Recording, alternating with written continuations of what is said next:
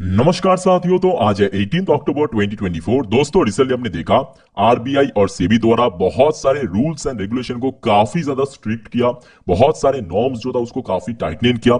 उसका परिणाम आज आपके सामने है। क्या है मामला जानेंगे अच्छे से।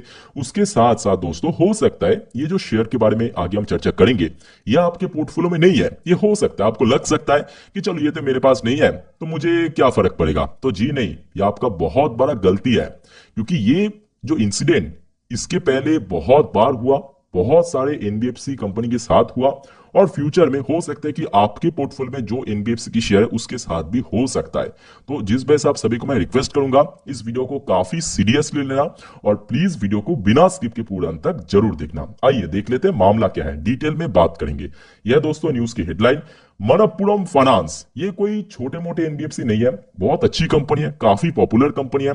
शेयर क्रैश 15%, 15% की लोअर सर्किट लग गया था शुरुआत में एस आरबीआई विप सब्सिडरी आशीर्वाद माइक्रो फाइनेंस। आइए देख ले थोड़ा डिटेल में कि मामला यहाँ पे क्या हुआ है। ये देखिए, यह है फर्स्ट पैराग्राफ मेंशन किया। Manappuram finance stock crash around 15% in the morning trade 18 अक्टूबर, आज की डेट पे, a day after RBI but the gold financial subsidiary. Manappuram finance की सब्सिडरी कौन है? ये देखिए, वो हो गया आपका आशीर्वाद माइक्रो फाइनेंस, जिसके थ्रू मनप्पुरम फाइनेंस जो अपने माइक्रो फाइनेंसिंग करते हैं। देखिए, मनप्पुरम फाइनेंस एक बहुत बड़े एनबीएफसी है जो कि अलग अलग सेगमेंट पे काम करता है। कभी एमएसएमई हो गया, गोल्ड लोन सेगमेंट हो गया, होम लोन सेगमेंट हो गया, हाउसिंग फाइनेंस हो गया, माइक्रो फाइनेंस हो गया। तो इसका ही एक सब्सिडरी है जिसके थ्रू कंपनी माइक्रो फाइनेंसिंग करता था, जिसका नाम है आशीर्वाद माइक्रो फाइनेंस। इसको दोस्तों रेस्ट्रिक्शन कर दिया other NBFC from disbursing loan. आदर कौन सी कंपनी का नाम है वो भी मैं आपको दिखाऊंगा। और उसके बाद क्या हुआ, बहुत सारे ब्रोकरेज ने आपके जो मनप्पुरम फाइनेंस है ना, इसकी शेयर को एकदम से डाउनग्रेड किया, बहुत नीचे की लेवल पे जो कि टारगेट दिया।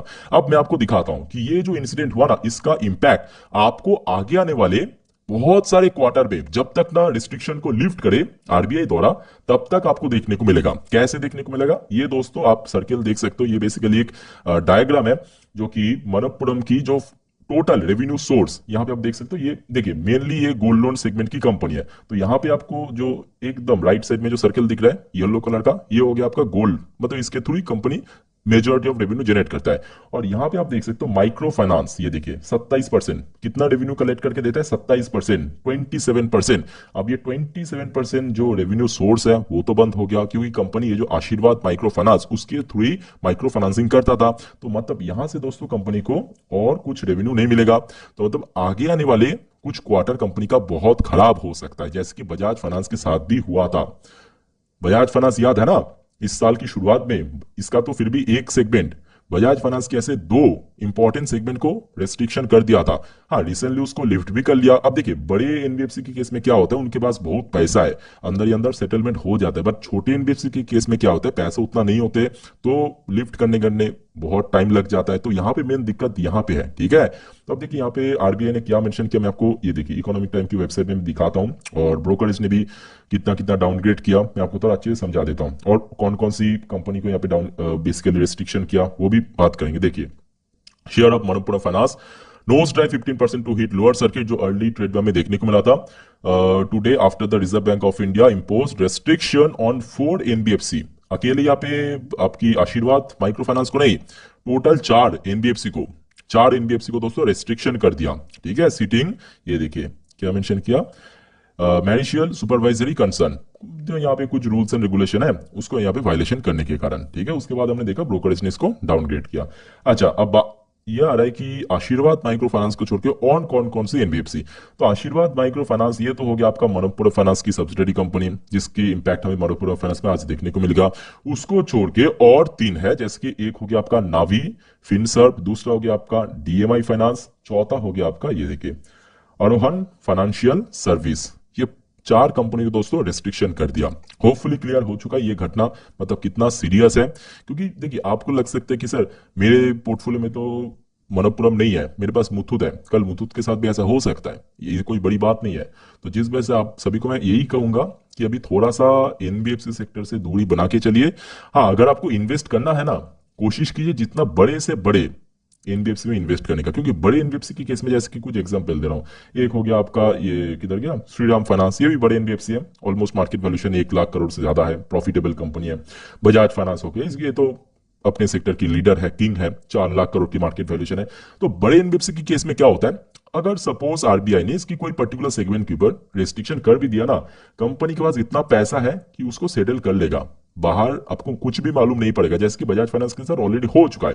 अगर आप देखेंगे, मैं आपको दिखाता हूं, इसका जो ईयर टिल डेट की चार्ट पर है ना, ध्यान से देखना, शेयर पहुंच गया था ऑल टाइम हाई 8,000 के ऊपर, रेस्ट्रिक्शन लगाया था जनवरी के महीने पे, शेयर गिरते गिरते कितना गिरा था आप देखिए, खुद देख लीजिए, 6,000 तक पहुंच गया था, 6,000, 8,000 की शर्ट 6,000 में पहुंच गया था। रिसेंट टाइम में हमने देखा, ये देखिए कुछ दिन पहले की बात है, अगस्त के महीने पे मैं आपके साथ शेयर भी किया था, फिर से जैसे रेस्ट्रिक्शन लिफ्ट किया, देखते देखते शेयर यहाँ पे पहुंच चुका। तो ये जो बीच में जो कंसोलिडेशन वाला पार्ट था ना, ये शॉर्ट था, मतलब बड़ी एनबीएफसी है, अंदर अंदर सेटल कर लिया मामला, सब कुछ ठीक हो गया। पर छोटे एनबीएफसी के केस में ऐसा नहीं होते। इसका एक और एग्जांपल मैं आपको देता हूं, ये देखिए किधर गया वो, हाँ, फ्यूशन माइक्रो फाइनेंस। अब देखिए फ्यूशन माइक्रो फाइनेंस के केस में कोई रिस्ट्रिक्शन नहीं किया, बट जो रूल्स एंड रेगुलेशन टाइटन करने के कारण ना इसका टाइट हो गया। समझ रहे हैं ना मेरी बात, एक प्रॉफिटेबल कंपनी, आपको नहीं लगता कि यहाँ पे सडनली लॉस मेकिंग कंपनी कैसे बन गया, जबकि आज एनबीएफसी में या फाइनेंशियल सर्विस सेक्टर में इतना ह्यूज ग्रोथ है। अब देखिए लास्ट क्वार्टर कंपनी का नुकसान हुआ था, और इस बार नुकसान और बढ़ सकता है। कुछ दिन पहले कंपनी की बिजनेस का रिपोर्ट भी काफी खराब था, इवन आज ही आप देख लीजिए शेयर कितना गिर गया, 4% गिर गया अपना, देखिए लो टच किया आज की डेट में, 52 वीक्स लो। तो ये दिक्कत ना केवल मैं कहूंगा आज हो सकता है कि मनप्पुरम फाइनेंस के साथ में देखने को मिल रहा है, कल हो सकता है कि आपके पास जो एनबीएफसी है उसके साथ भी देखने को मिल सकता है। मैं तो नहीं चाहता हूं कि ऐसा ना हो, बट हो सकता है, क्योंकि अभी देखिए सेबी और आरबीआई काफी ज्यादा रूल्स एंड रेगुलेशन को काफी टाइट। अब देखिए इसका पॉजिटिव इंपैक्ट भी है। पॉजिटिव इंपैक्ट क्या है कि मार्केट में लिक्विडिटी बढ़ेगा और ज्यादा क्लैरिटी मिलेगा, खास करके बड़े निवेशक को। तो ऑब्वियसली जहां पे ठीक ठाक दिखेगा वहीं पे इन्वेस्टमेंट होगा, जहां पे गोलमाल दिखेगा साइड हो जाएगा। ठीक है, तो यहाँ पे आप देख सकते हो कौन सी ब्रोकरेज ने क्या टारगेट दिया, फटाफट देख लेते हैं। मॉर्गन स्टैनली ने टारगेट प्राइस दिया 170 का, एक्चुअली टारगेट प्राइस कट किया है, पहले टारगेट दिया तो 262 का, आप समझ सकते हो ना, 262 से कट करके 170 दिया, मतलब कितना ज्यादा डाउनग्रेड किया। सेम अगर आप देखेंगे बोफा, बैंक ऑफ अमेरिका सिक्योरिटीज, इनके द्वारा भी 220 का टारगेट दिया, यहाँ पे भी टारगेट प्राइस कट किया, 250 रुपए की टारगेट से 220 का टारगेट दिया। जेफरीज की बात करें, यहाँ पे भी टारगेट किया गया, 270 की टारगेट से 167 कर दिया। ठीक है, बहुत ज्यादा कट किया। उसके बाद अच्छा मैं आपको दूसरा यहाँ पे दिखाता हूँ। अच्छा उसके साथ साथ देखिए एक और न्यूज, ये मॉर्गन स्टैनली की आज की रिपोर्ट है। मैं अभी जो बात मैं आपको कह रहा था ना कि इस न्यूज को या इस इंसिडेंट को थोड़ा सीरियसली लीजिए, याद से देखिए, दोपहर का न्यूज है। ये देखिए मॉर्गन स्टैनली ने क्या कहा कि ये देखिए, आरबीआई में act against more NBFC to check of secure lending practice.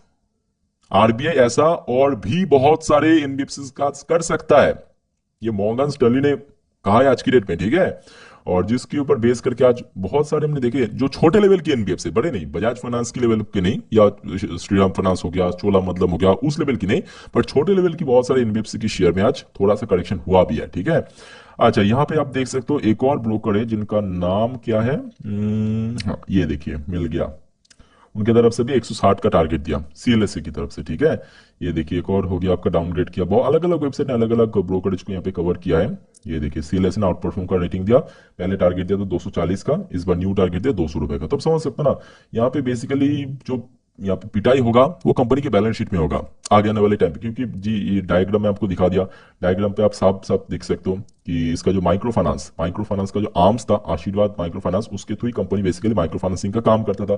कितना परसेंट रेवेन्यू सोर्स है, 27%। 27% काफी बड़ा होता है। ठीक है, हो सकता है इसका जो मेन सेगमेंट है 52%, यहाँ पे कुछ छेड़छाड़ नहीं हुआ, या बाकी जो है जैसे कि एमएसएमई हो गया, हाउसिंग फाइनेंस हो गया, बट इसका एक बहुत बड़ा जिसके बोल सकते हो 27% रेवेन्यू सोर्स, वहां पे कंप्लीटली रेस्ट्रिक्शन लगा दिया।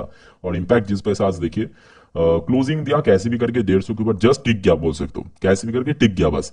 बट शुरुआत में आप देख सकते हैं अभी लोअर सर्किट लग गया था, 150 रुपए 73 पैसे, उसके बाद सर्किट कटा है और शेयर थोड़ा और नीचे पहुंचा 148 रुपए पे, थोड़ा सा वहां से बाइंग प्रेशर मिला है, शेयर 156 तक आया, उसके बाद ऑलमोस्ट फ्लैट ही था और क्लोजिंग दिया 154 रुपए 30 पैसे पे। अब देखिए शेयर होल्डर के लिए मैं बोलूंगा इमीडिएटली कुछ एक्शन लेने की जरूरत नहीं है, ना आपको ऐड करने की जरूरत है, ना सेल करने की जरूरत है।